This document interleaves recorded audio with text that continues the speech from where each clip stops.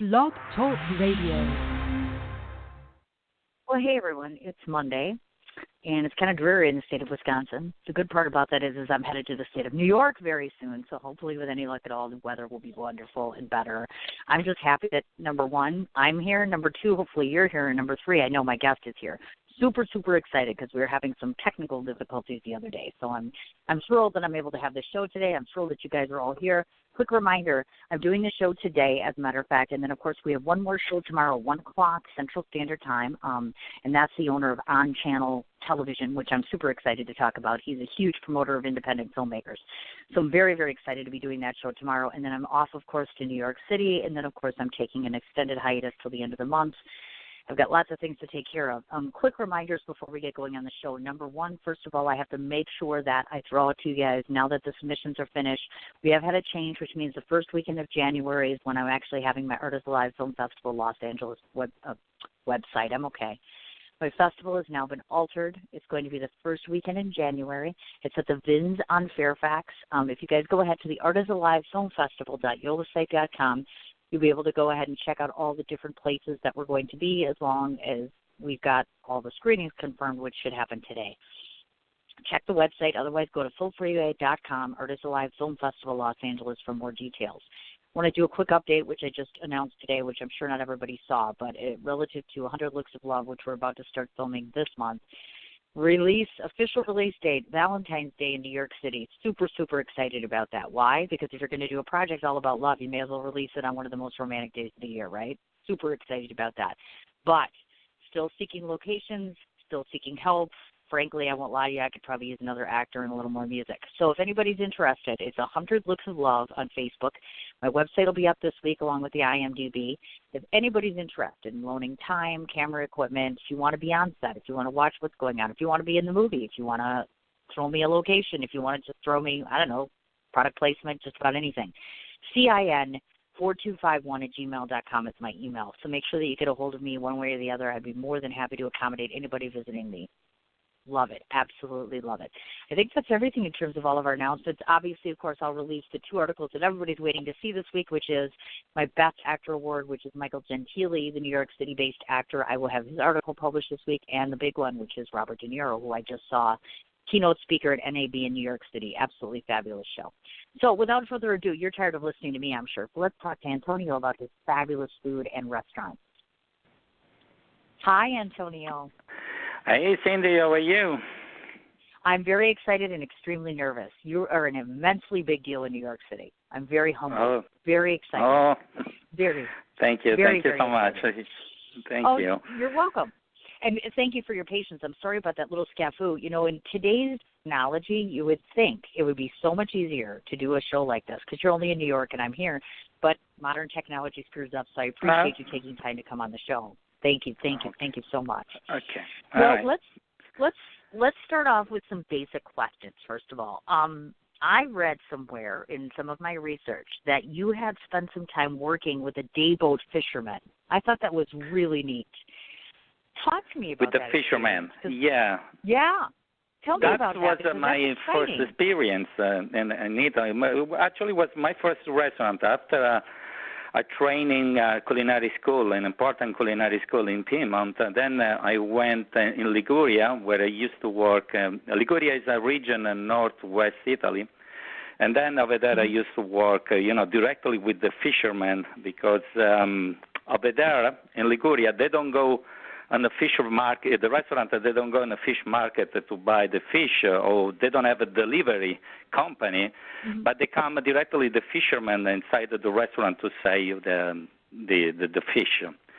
And believe it or not, over there they think on the sea you don't go for shopping, but they catch what they take that day, and you have to use. So that's why in this restaurant we didn't have any menu because every day is change the fish, change the menu. So that was an important step in my career. Sure. Oh, you betcha. And you're from Italy originally, correct? You stem from there originally? I'm from Rome. Yep, I'm from Rome. Okay. Yep. I born and raised in Rome, and then I already told you after to make a culinary school. I went to Liguria, then I came back in Rome to study, and then I started to work in the Michelin star restaurant in Rome.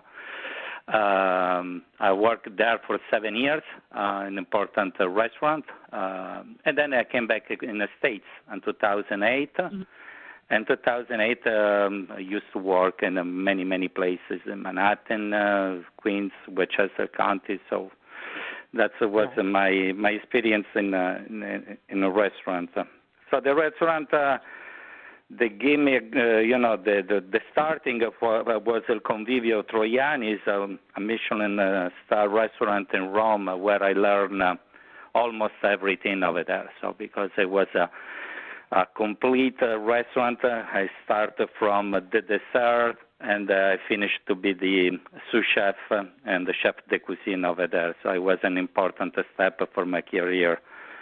After that, we opened with my friend Christina Boverman. We opened another successful restaurant in Rome called Glass Osteria, and over there we developed a lot of things. But it was completely different from the traditional Italian food. It was more creative.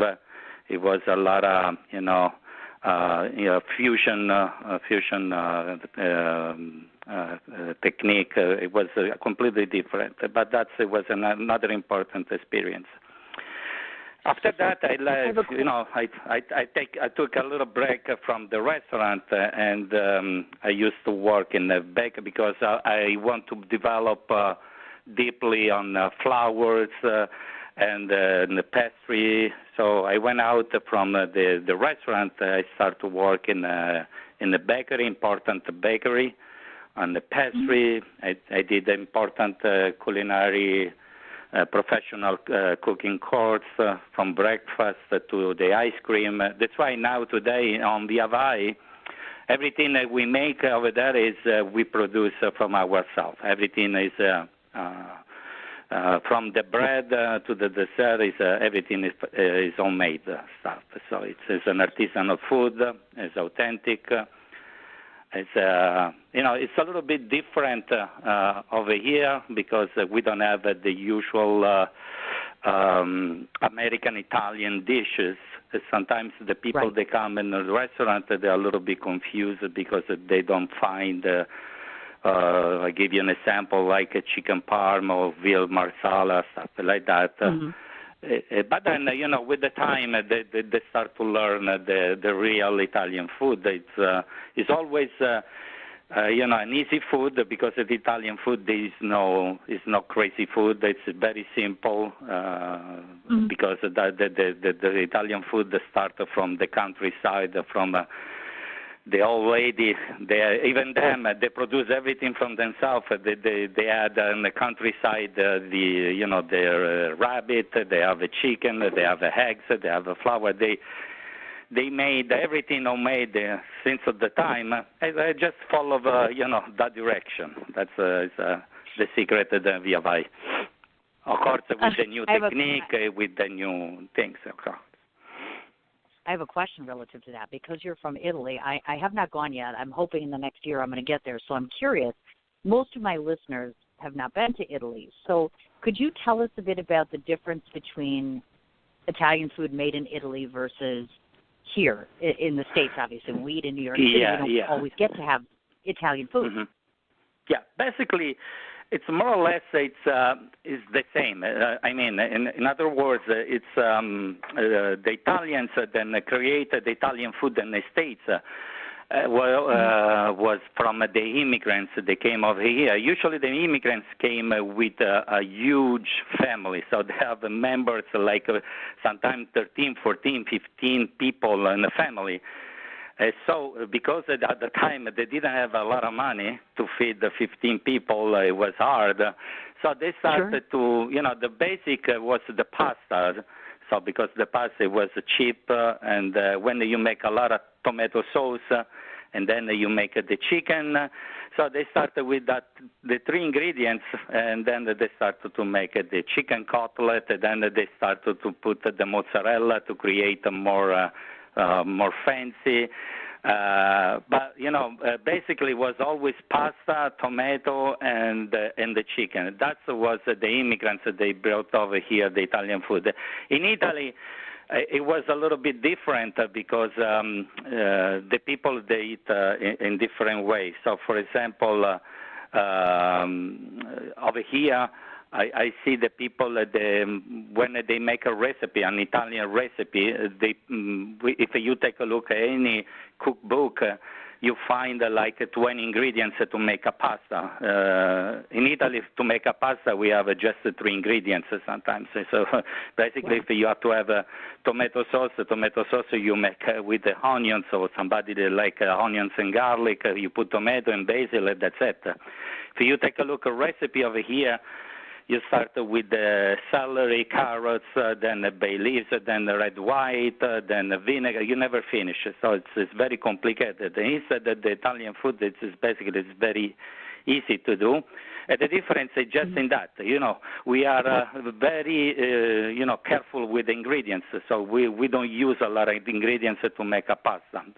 To make a pasta in the States, sometimes you have another difference is the big portion that you have over here. So, for example, in Italy, we have 3 ounces, so maybe 4 ounces pasta plus 1 ounce sauce.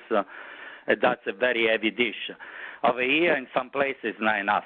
So people, they judge you. They said, the portions are very small because probably they usually eat with 8 ounces pasta or 9 ounces or something like that. So that is the big difference. Because I noticed that your restaurant uses, you've mentioned, these products such as particular cheeses, wines, olive oils, salami, obviously. And I assume, is that all that comes from an Italian vendor, or how do you find that? Is it just a matter of where does the food come from? Yeah, in New York we are lucky because we have a lot of Italian company that imported, a lot of stuff. Over here we use extra virgin oil, of course, the flours, pastas, tomato. Everything that then we can import that we add. Of course, there is some product still that they can bring over here and we can use, like the guanciale. For example, guanciale is the pork cheeks. It's an important ingredient to make. For example, in Rome, we make with the pork cheeks the amatriciana sauce. It's a typical Roman sauce. Or carbonara is another typical Roman dish. But we use the pork cheeks over here. We have to adapt with the pancetta. It's pretty similar, but it's not the same. Okay, I see what you mean. Because I had read that, and of course, obviously, I know that you're partial to Tuscany because I had read an article stating that you enjoy going to different places in Italy. So I'm curious, are there foods in Rome, for instance, versus Tuscany that are specialized there that you brought here to the States with you and thought, I go to Tuscany myself, I visit it, I like the food here, so I'll bring it to America and make it like that? Are there particular areas in Italy by which you grab certain things and say, okay, I want to make that in my own restaurant? Yeah, it's you like Tuscany? You love Tuscany? Yes, and you do apparently too. I had read an article that you had said that. You're like, I go to visit certain places and Tuscany is one of them. So that's why I was curious to see if when you go to those, because you're from Rome, of course, but I mean, when you go to Tuscany, is there something they make there in that region that you bring into your own restaurant? Yeah, because the Italian food. First of all, the Italian food it's a fantasy. In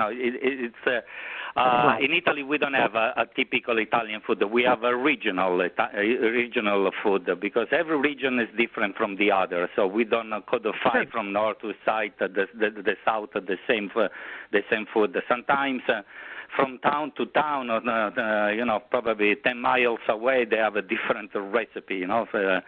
In Tuscany, they are very famous for, first of all, for the porterhouse that we have over here. Over there, they have they call Fiorentina. It's like our porterhouse over here. They are very famous with that. They have a fantastic soup, like ribollita. It's a kind of minestrone, stuff like that. They have a different kind of pasta. It's more or less every region has some hate Tuscany because it's very popular because in the States people love Tuscany. But if you go around in every region, you discover a different world. That is Tuscany. It's close, it's close to Roma. They think the way. It depends where you go, even Tuscany, because from city to city change dramatically the situation. If you go in the Chianti region, where they produce a great wine over there, the Chianti is very popular in the States too. Over there, it's a typical place to eat, the steak. Over there, it's very famous for that. I gotcha. Now, here's a good question because, of course, I'm a cook at home, but I'm not a professional chef. For instance, you talk about making food in what you call the slow food tradition. Can you explain to the listeners what that means? Yeah. Okay. So the slow food is that was another difference. So now I reconnect with your first question. You made the difference between here and there. So for us, when we hit the timing is no problem. So when we have to eat, we have to eat. For us, it's it's mandatory when we stay on the table. It's important. The food has to be great. So to make a great food, you need time. Sometimes people they don't have it. Of course, you can create a great food. So the first advice then I can give to who start to cook at home. To have a passion and to have time, because with the timing you make a lot of things. So in the restaurant too, when people come and for example we have a risotto, but we said right away the risotto take from 20 to 25 minutes because we cook express. Because we cook express, it takes a little bit time, but for us it's more important what you have in the dishes. Know that how much fast is the restaurant. That is a very important thing because if you go fast, you can create dishes even in 1 minute to 2 minutes because you can combine all the ingredients you put in the microwave. You have a dish. If you have a respect for your body. So I think at the time it's very important in the kitchen. That doesn't mean when you have a restaurant you can go like a turtle, so you have to move. But when you have the organization, you have everything in a restaurant, it's a different situation. In home, if you want to start to cook home, or if you cook home, my advice, take your time. It's important when you have friends or family on the table. The most important thing is they appreciate what you do. So not the timing. That is very important to me. Oh, you bet. In fact, you've said that you have what you call a laboratory kitchen because just to let the listeners know, you make daily. Your pizza and your bread and your pastas are made daily in what you call this laboratory kitchen. So I'm curious because I cook myself, of course. Isn't that extremely? I mean, I'm trying to picture you making bread every day and pasta every day. I mean, how do you get this done? Do you know what I mean, time-wise? Yeah, I know. Good question. Okay, first of all, the pizza we don't make daily, but we make so because we have a 48 hours fermentation, the dough, so we make it 2 days before. So. Because when it has to be ready after 2 days, because we use very, very little yeast inside. That's because when you eat, our pizza has to be light, has to be tough, heavy. And then with the pasta, we don't create a lot of portion, we don't produce it. First of all, because the restaurant is in the neighborhood, it's not Manhattan, so we don't have a lot of crowd like to have a restaurant in Manhattan. Our production is a small production, but we make, not many portions. We make a small portion, but every day. So when it's finished, it's finished. So, of course, when it's Friday and Saturday, we increase the production. When it's during the week, we decrease. So we organize in that way. But, of course, the ice cream is not every day because that's we keep in the freezer. So we make it once, and then. But basically, the pasta, the pizza, or for example, the tiramisu. The tiramisu we make every 2 days because when we make it, we don't have a preservative inside. So after 2 days, if you don't use it, you put in the garbage because then all the dairy goes bad. So we work in this way, small portion, small production, but constantly every day. Sometimes we have the problem because sometimes we finish some items, before the closing, but they go with the other pasta, with the other dessert, because we produce a lot of pasta. We produce not only pasta, the plain pasta, but we produce different kind gnocchi, different kind ravioli. So we make orecchiette, we make a different pasta. We have at least, I think, 15 or 16 different pasta in the restaurant. So that's why we make a small production, small portion for each item, because otherwise, we have a lot of waste. Well, of course, I agree. Now, I want to ask a question about your ice cream, because I know that you have fruit-based ice cream, which I found fascinating, because I'm like, I don't think I've ever even tried that before. So is that something that's special to your restaurant, or special because it's Italian, et cetera? And talk a bit about, do you have certain different types, or, because I'm a gelato fan myself. So I'm like, you go to an Italian restaurant, I think we all kind of expect, oh, you're just going to get gelato. But this fruit-based ice cream sounds like something unique and different. So tell us a bit about that. Yeah, of course, we are now an ice cream shop, so we don't have, 20 or 25 different taste flavors. We have, we make basically 3 or 4 gelato, no more than that. On the summertime, of course, a little bit more, because on the summertime people use more ice cream than the other dessert. But during the winter, we have 3 different ice cream. We rotate it. Sometimes we have a pistachio, sometimes we have strawberry. But, of course, all these ingredients, so when we make with the gelato, we don't buy any paste outside. If, for example, we make a pistachio gelato, we toast the pistachio, and then we create a paste that then we use for the ice cream. When we make a strawberry, it's in the same way. That is the way we make a gelato. So we make 2 or 3 tastes, 3 flavor. And but all the tests then we make inside, we make in a restaurant. So the philosophy, the restaurant is don't buy anything outside. Not because I want to be cheap, but because it's because I'm an Italian chef. I studied for a long time.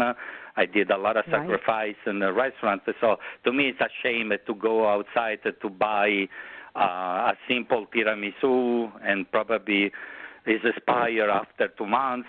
I don't want to work in that way. So I prefer to work in this way. Some people tell me I'm crazy. I'm not a great businessman, but that's I work with the passion. So that is my goal. So You bet. You betcha. Now, here's a good question for you, because most people that visit New York City, let's say they're not a native New Yorker, oftentimes, even myself, will go down to either Arthur Avenue or obviously, of course, the infamous Little Italy. Tell folks the difference, of course, because in Little Italy, I know that there are some places, correct, that do homemade Italian sort of cooking.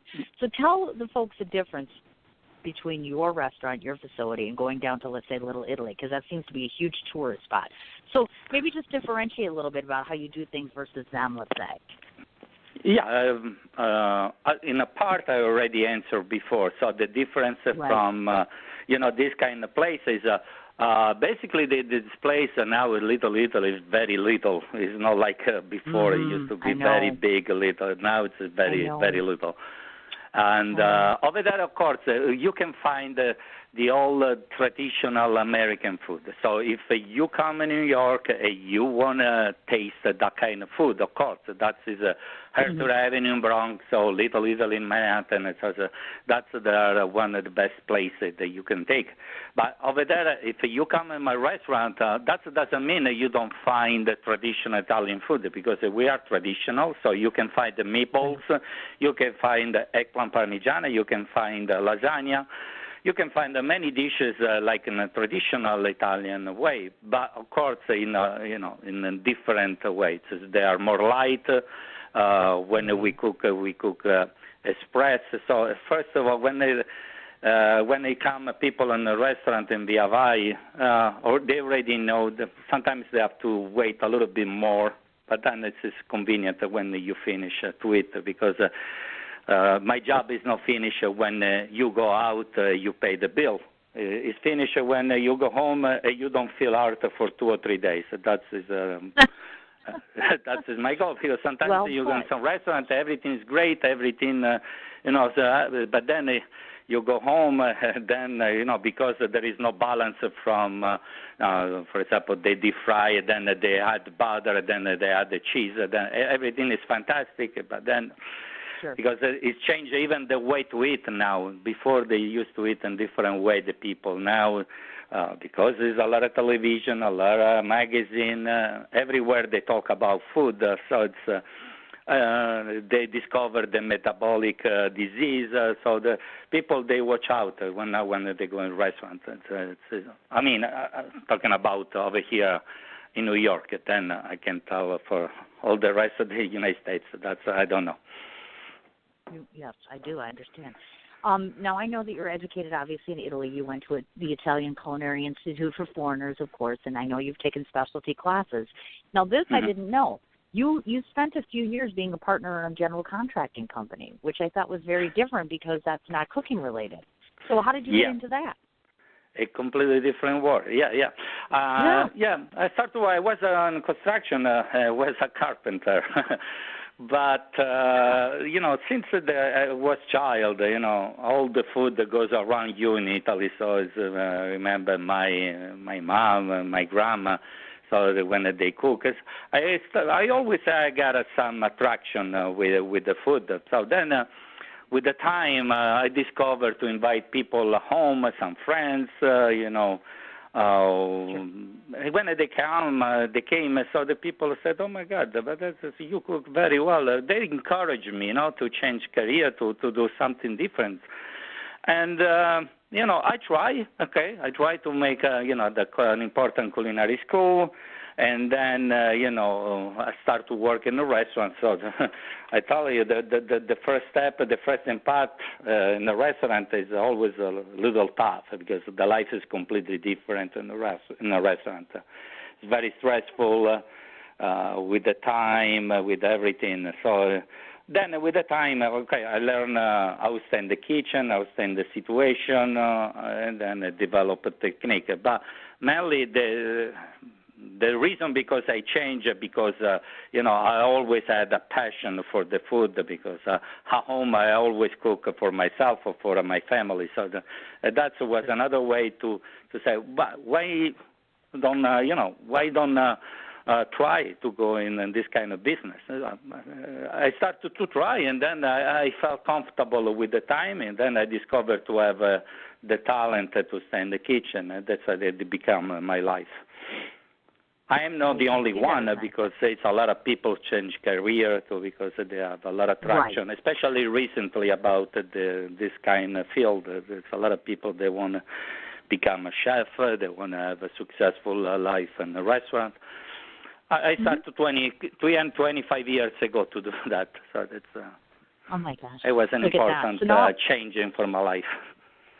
Oh, I imagine it was, definitely. Speaking of life change, now just so you folks know, obviously, of course, you have 3 beautiful children and a lovely wife, of course, so I haven't met them. Thank you. But I have a question relative to this, because obviously you're a chef. So number one, I assume your family eats wonderfully all the time.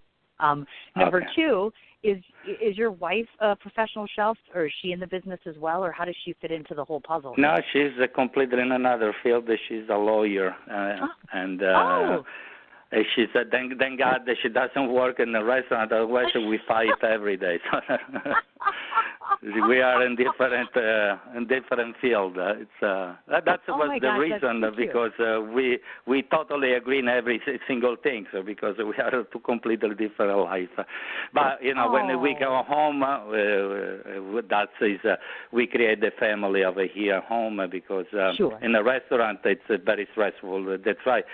They come on a Sunday to have we have a fantastic Sunday the lunch together, all the family, my in-law, my brother-in-law, my brother, everybody's come in a restaurant. We have a fantastic lunch every Sunday. for us it's very important to stay together because with the stressful life, Right. we don't have time. The kids they have a school, she has her job, I got my job. It's not easy, to stay together. But Sunday is mandatory. Right. We always together. Oh, sure. I gotcha. Now, question about the children. So does that mean in the back of your mind, obviously, that at some point do you think that your children will want to take over the restaurant and continue your tradition and do the sort of things you're doing? Or would you At this prefer point, I don't think so, because oh, when really? they come, they are a little bit scary about, when they see the crowd, the kitchen, the people who's Sure. working there. They said, I don't blame them because probably they are very, smart boys to think that to stay away from this field because it's a very hard life, I don't want to encourage them to go inside, but if they decide one day, of course, I'm available to do everything for them. I get you. No, I do. Now, before I ask about the specific restaurant itself, I have a question. Now, I luckily for me, you're from Italy, so I've been trying to figure out for over a year. I want to learn how to speak Italian, and I don't have all, I wish I had time to take classes. So if you were me, because I know you speak Italian, what is the easiest way for someone like me to learn how to speak fluently? So by the time I go to Italy, does that make sense? Yeah, it's like every language. It's difficult, when you stay in a situation, of course, it's much better. It's like to me, when we decided to move in the States at the time, I didn't speak any word in English, so I started to have some in English course in Rome before to move. But I realized even if I spent 1 year with this lady, it didn't work a lot. So the most important thing when you come over here on the country to learn, you have to stay in the country. You have to study before.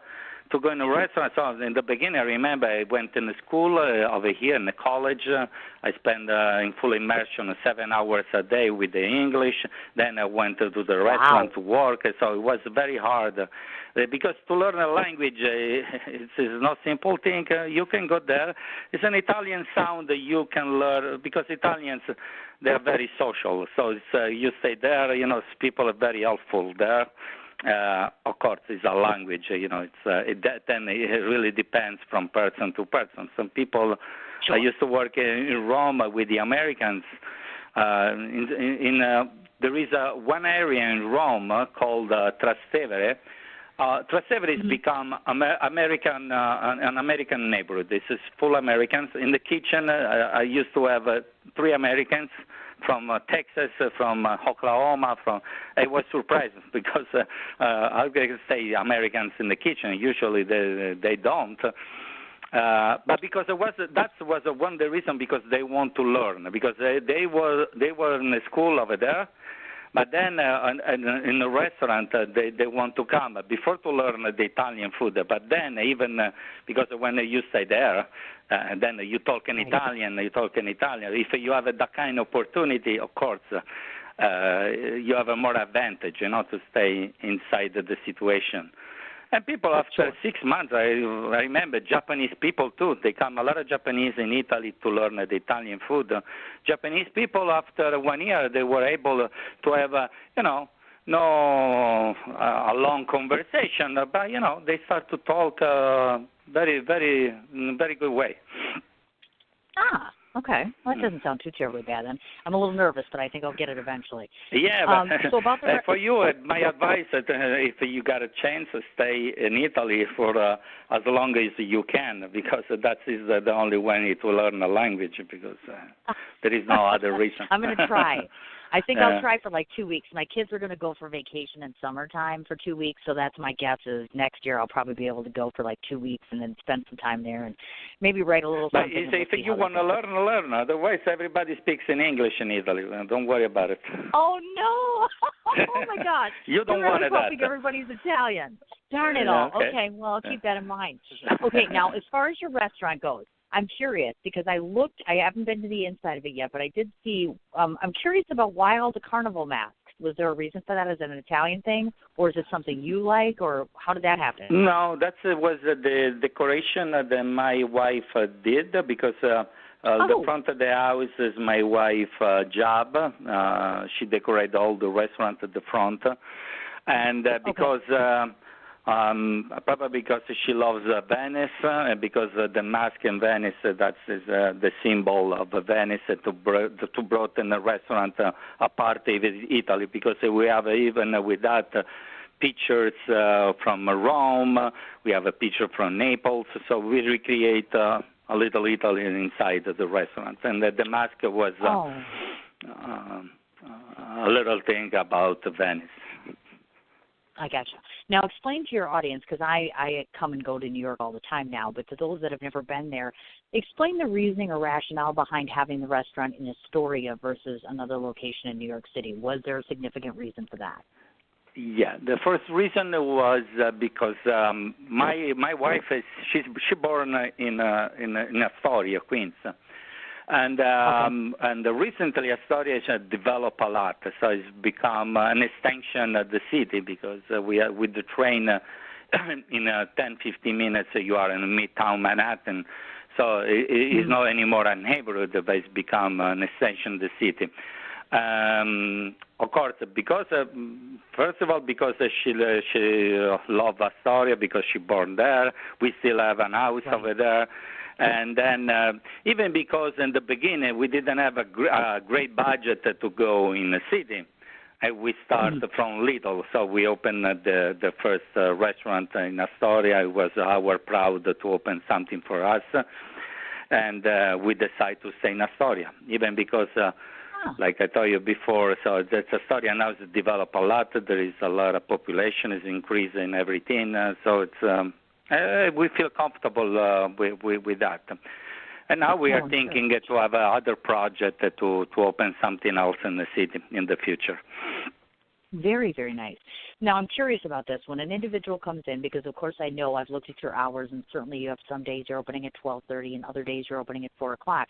So tell the folks that they've never been there, is there a big difference between what you serve for lunch versus what you will serve for a dinner menu, or is it relatively complimentary? No, it's the menu is the same. Lunch and dinner is the same menu. Okay. You can find pizza.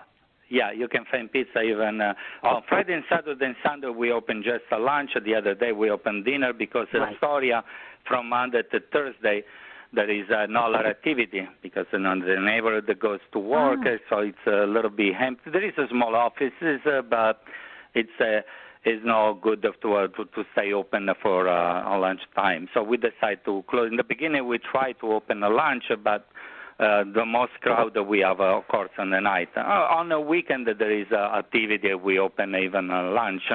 But basically, the menu is the same. The price is the same, because we don't want to create a confusion with with the things. So we have just a menu. It's for the lunch and dinner from in the weekend. From Monday to Thursday, only dinner is the same. So you have a pizza, you have everything in the same way. Here's a good question for you, because, of course, I'm coming to New York City, and I'm stopping in your restaurant actually later this week. So I have a really good question. It'll be I'm coming on Thursday. In fact, I fly in, and I'm literally coming to your restaurant first, because I was thinking to myself, I'm very excited to come. Not only am I coming, if it's okay with you, I'm going to review. I'm going to do a review. It's okay. Of the restaurant, I would love to be able to rate you up. But I have a question. Pleasure. Now, this is. Thank you. I'm curious about this, because I'm sure I'm not the only person. I'm a younger woman. I'm 49. However, I now have dietary restrictions. Like, for instance, I can have very low carbohydrates, cholesterol, things like that.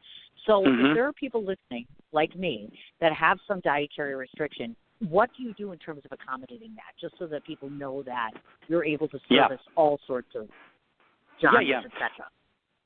That's right. I think that even that we have a strong, stronger menu even for people that have. That's why, the different way to eat the people is just in this term. So people will discover how much is important the food. They'll stay away from some kind of food. So when they come to a restaurant, of course, always they can find something grill. We have a lot of vegetarian choices. We have everything is fresh, fresh salad, fresh vegetables. The fish is always. We have a different fish. Basically, the branzino is a Mediterranean sea bass. We always have in a restaurant, and then we are making different preparation. We have, for example, shrimp. We have calamari. We have even shrimp probably is not indicated for people who has cholesterol, but like a fish, like all the vegetable choices that we have. You can find the Via Vai is an helpful restaurant even for that. We have a soup, a different soup, and now is a pumpkin season, so we have a fantastic pumpkin soup with the orange. So people always discover something, even with the vegetarian. Some people recently we have a lot of vegetarian people, so sometimes. For them, it's a little bit boring to go in a restaurant because always when they ask to the restaurant what kind, dishes you have, always they have, we have a salad, we have a pasta with pesto. It's become a little bit boring for some of them. So on Via Vai, you can, when you come, or probably if you take a look at the menu, you can see different options and in a creative way. For example, we have a carrot gnocchi with porcini mushroom, and the pistachio pesto, and then we have rolled gnocchi filled with ricotta and spinach. So we have a different kind of pastas, even for vegetarian. As when they come, always you have just a salad. Or for example, we have a small lasagna with mushroom for appetizer. So we have a different option to cover everybody. So. Very, very nice. So now I'm curious to ask the chef himself. Obviously, what I love about your restaurant, just so you know, folks, he always says the main ingredients in his food are both time and love. That I'm in love with right there. That's absolutely amazing. But I have to ask you, if you were not you and you came to your own restaurant, what would you recommend that people order? What are your favorite specialties or things that you just really adore more than anything on your own menu? Okay, so when you come in Via Vai, is mandatory.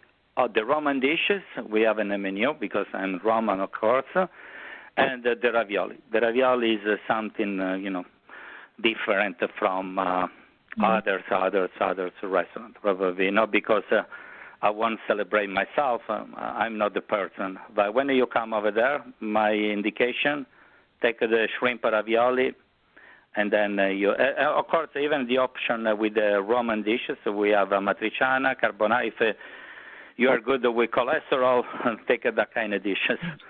It's a little bit more heavy because Roman cuisine is a little bit heavy than the other. But in the winter time, sometimes once in a while you can do that. I gotcha. I see. But first, now, in the first position, I put the ravioli. You come in Via Vai, take a ravioli. Ravioli. This is. I'm getting hungry listening to this, as I'm sure you guys are. Yeah, when you come, he's right. I'm just excited. I mean, I'm like, it's only a couple days away, but already he makes it sound so wonderful. And we don't want to forget to ask about this. Truffles. Truffles are a very big thing. I make truffles at home, but they're Oreo truffles, and probably nowhere near to the degree that you do. We hear a lot about truffles from Australia and other places, so I'm going to guess that there's a special recipe that you have for your truffles, meaning we all worry, and in my case, I'm okay for 49 years old, but I'm getting up there in terms of weight. Would you recommend for your first of all, talk about your truffles. Are they specialty type truffles, and what goes in them in terms of that? Are they the traditional one? Because I guess there's all sorts of different kinds of truffles, right? There's different. Yeah, there is a different truffle. Basically, it's black and white, but even in the white, there is many different truffle. So the family is the white, but then there is other kind of truffle. So, but we don't use a lot over there in a restaurant because they're very expensive. Because we are a neighborhood restaurant, so people, of course, when you start to use the white truffle, one dish you can spend $100 for one pasta, $120.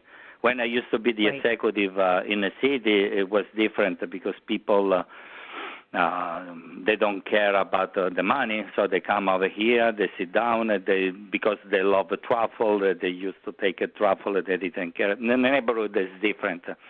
When you charge a pasta $50 or $60 for just some thin slice truffle, people, I'm talking about in my neighborhood, some people is not prepared for that. So with the black truffle is different because it's it's very inexpensive compared to the white. So with the black truffle we use sometimes, yeah. Look at that.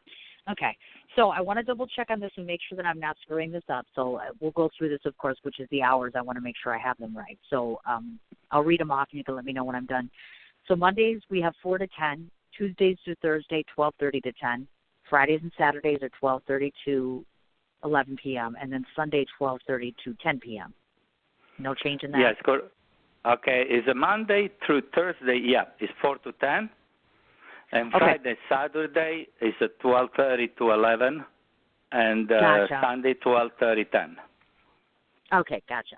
Now, I'm going to read this off. You can just rest for just a second here. I'm just going to brag about you for just a minute. So to the folks listening in the past, he has had features written up in the Wall Street Journal online, WeHeartAstoria.com, New York One News, Fox New York Good Day, ABC 7 New York, as well as The Village Voice, which we all miss, which is no longer, of course. He has been listed as one of 19 excellent Astoria restaurants and bars to try. He's also been named as one of best chefs of America. Wow, I can't even say that. Wow. Plus, you had a whole chapter dedicated to you in a book by Chef Christina Bowerman. I'd like to ask about that. Is this a friend of yours, or how did you end up being in her book? That's fascinating. Yeah, because Christina Bowerman, when I came back in Italy, she became very famous in Italy. Now is one of the best chefs in Italy. And because I knew Christina, because when I used to work in the kitchen and Convivio Troiani, one star Michelin. She was she came like a stage in the kitchen to learn, because she just came out from the culinary school. I think I don't remember now the name, but she even her she changed career, and she decided to come in a culinary field, and she came in Convivio. Over there we know each other, and then she got the opportunity to open the Glass Osteria. Now it's become a one-star Michelin. By the time she didn't well prepare.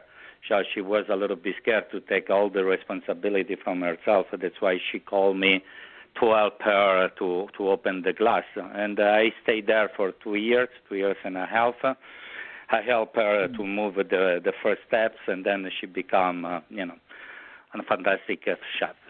She is a very, professional, energetic, creative, fantastic lady. In 10 years, she changed dramatically in his life. Not 10 years, in 13 years. And now she changed in 2005 the career. In 13 years, it's become a very famous chef. And probably, in the States, she comes pretty often because they call her for many, many things. In Italy, she's very popular. In Europe, too, yeah. That was because then she remembered me about the help that I gave to her the beginning. So I taught her almost everything, especially the pasta, because the pasta is my that it's my bread and butter for bread and butter is the pasta for me. So, that's what, when she did, I was very happy, because sometimes people, remind you very well. In this kind of field, people always they don't give you anything back. It's not your case, so I was very happy for that. Oh, I'm sure, definitely. Let me just tell you, folks, some of the things that have been said about his restaurant. Pleasant atmosphere, the ambiance is both dim and romantic. The food is fantastic. The sauce is stupendous. It's a true gem, a very small, inviting neighborhood restaurant, which are all very complimentary things. I guess my question to you is, we forgot to ask the obvious, which is, if you go to Italy, I'm sure besides pasta and pizza, you're having wine. So do your wine selections, again, parallel with food? I'm assuming you match them up as well. And obviously, I also presume that you have, are they all specialty wines from Italy, or are they mixed in different? Yeah. Yeah, all the wine is from Italy. So from the white or the rosé or the red, everything, all the wine we have on the list is come from Italy. And the selection is very high grade selection. So we start to have a bottle wine from $40 on the red and the white. You go up until, I don't know, it depends on the budget that everybody has. So we have even bottle wine, $2,000. It depends. But that doesn't mean anything. When you want to have a good bottle wine, you can spend even $40 to have a great bottle wine. We have in the house. So all the wine has come from Italy. We cover almost all the region in Italy. So it's not only the Tuscany or Piedmont, the usually, the biggest region in Italy for the wine. But we cover almost all Italy with the wine. Of course, we decided to have, a great selection wine because when you create, great food, when you have an Italian chef cook every night, so you want to have even a great service, you want to have, great wine, and then you want to have a great coffee or cappuccino. That's why we bought a fantastic machine to make a coffee and a cappuccino. And so for us, it's important when you sit down, the first thing is the bread has to be fresh, hot, and when you go out, it's important thing for Italians to have a great coffee. That is very important. So that's why we don't underestimate anything. We are not focused only on the food, but everything. Oh, that's lovely. Absolutely. Well, I guess my final two questions are, for one, you made this lovely statement, and you had said, we're a step behind the innovation and a step ahead of the conservative.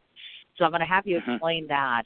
And then my only other question is just, I have a passion for writing. I've been doing it for years. But some days I'm like, you know what, I don't know that I like this every day. So that's my other question is, do you still love to cook as much every single day in your restaurant and at home as you did when you first started? Okay, so we start from the first step ahead, yeah, that is my philosophy because, I want to follow the direction from our old grandma from Italy because with the poor ingredients, with 2 or 3 ingredients, they create a fantastic dish. So, of course, something you can make anymore in that way because today, we say, we take care about our body. So some kind of food that was very heavy at the time. So with the technique, with the acknowledgement, with the equipment, we improve that kind of dishes. So that's why we start from the tradition, from the roots, but then in some dishes I put some my input inside. So in some place I put more light. In another place I put other ingredients to create more taste. But I start always from the basics, from the tradition, and then I put my ideas, my thing in the dishes. So that's why one step. But I don't want to go too far away with the innovation because sometimes the innovation bring you like a laboratory, but not a laboratory like in a restaurant laboratory. It looks like some restaurant they are so aggressive in innovation. It's become like a laboratory, like when you see the people's work in the doctor office. They work with all the equipment very weird. You don't feel any flavor. You don't smell anything inside. Everything aseptic. I don't like that because that is bring me too far away from the main idea is the food. The food. When you stay in the kitchen, you have to smell. You have to smell all the things that's coming out. Then when you put some vegetable inside, I want to see vegetables. If I got a seasonal asparagus or a seasonal broccoli or whatever, I want to see that. I don't want to see foam, gelatin. That's that's why I don't want to go over the innovation. A little bit, I agree, to improve something, but not to go too far away, because then I don't like you lose the soul in the kitchen. Oh, absolutely. The second question was, I forgot. That's okay. The second is the most important one, I think, which is we all, you seem to have a huge passion for what you do, which is, of course, cooking. But I've been writing forever and ever and ever, so I'm just curious to ask you, is it still your passion? Meaning, when you get in the kitchen, do you still get excited? Do you have that same excitement? If I cook every day. If I cook I cook every day. This is no surprise. So most of the chef, they now recently I see a lot of chefs in television than in a restaurant. They go more often in television. You see them in television and in a restaurant. And sometimes you lose control of the food. You lose control of everything. I prefer to stay in the kitchen, to sweat in the summer, to sacrifice. But when the people come over here, they want to see me, in a jacket and the cooking. That is my mission is that.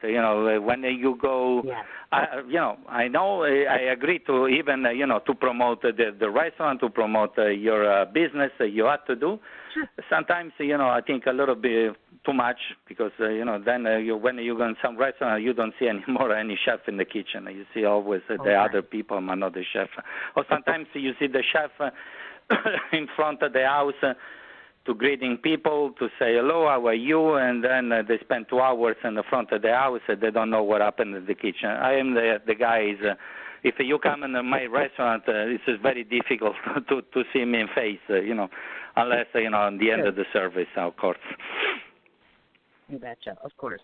Well, my goodness, I'm going to read off a list, of course, to everybody, including yourself, of all the places that you're on social media or places where people can find you in the restaurant website, and then we'll take it from there. Just so you folks know, the name of the restaurant is called Via how do you pronounce it? Via Vai. Okay, there you go. Coming and going. There you go. That's perfect. It's at 31-09 23rd Avenue in Astoria. Queens, New York. Yeah. Oh, gotcha. Okay. The website itself, www.viavai-newyork.com.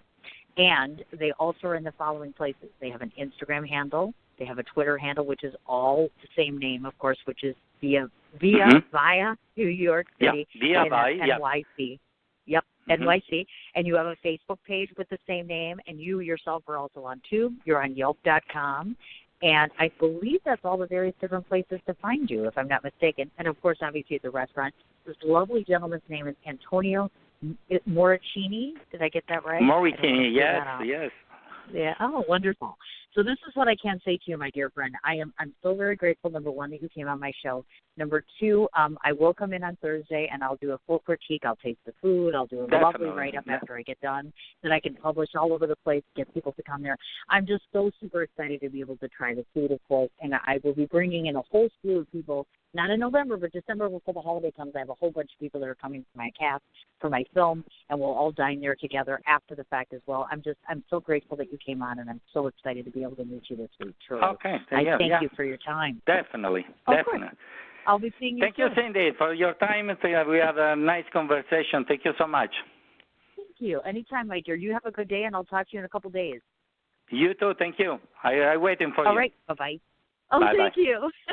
Bye. Wasn't he wonderful? That is Antonio Morichini is his name. And, again, if you want to look him up, the last name is Morichini. The name of the restaurant, as he mentioned, is Via Vai. If I got that right, and forgive me if I didn't, it's VIAVAI. Again, the website, www.viavai-ny.com. He is on YouTube. He is on Pinterest. He is on Facebook as himself, obviously, along with a Facebook page. On Instagram, Twitter, and Facebook is all the same name, which is Via Vai NY, or in this case, Via Vai NYC. He's also on Yelp.com. Obviously, as I mentioned, WallStreetJournal.com, WeHeartAstoria.com. Go look for his previous articles on Village Voice, Fox New York Good Day, ABC 7 New York, as well as NY News. I will also go ahead and post up on social media the name of the book that you can go ahead and find the chapter that's written. Obviously, of course, as he mentioned, again, Monday through Thursday, the hours are from 4 to 10, Friday and Saturday from 12:30 to 11, and Sunday from 12:30 to 10. The physical address is 31-09 23rd Avenue. Obviously, you already heard that I will be there Thursday afternoon for lunch, so I'm super excited. Do not want to forget to mention, luckily for me, I have a very good friend in Bridget O'Brien. Had an opportunity, she happened to mention in conversation about this lovely young man who owned a restaurant. And so thank you so much for the recommendation. I appreciate that more than I can tell you. I don't want to forget to mention again, one more time, 1 o'clock Central Standard Time. We have on TV channel coming on tomorrow, 1 o'clock Central Standard Time. I can't say thank you enough to all of my listeners, to everybody who tuned in today to listen to my wonderful interview. Thank you so much to my listening audience from last week. I forgot to do that. And, of course, all the well wishes that are relative to me as it relates to doing my first film. I've made no secret about the fact that I'm petrified in doing this and that it's my first project actually being behind the camera, so I appreciate all of your encouragement, all of your enthusiasm, all of your participation. Greatly, greatly, greatly appreciated. On that note, I'm going to go ahead and take care of the rest of my business this afternoon. You guys have a great day. I look forward to talking to you tomorrow. Take care.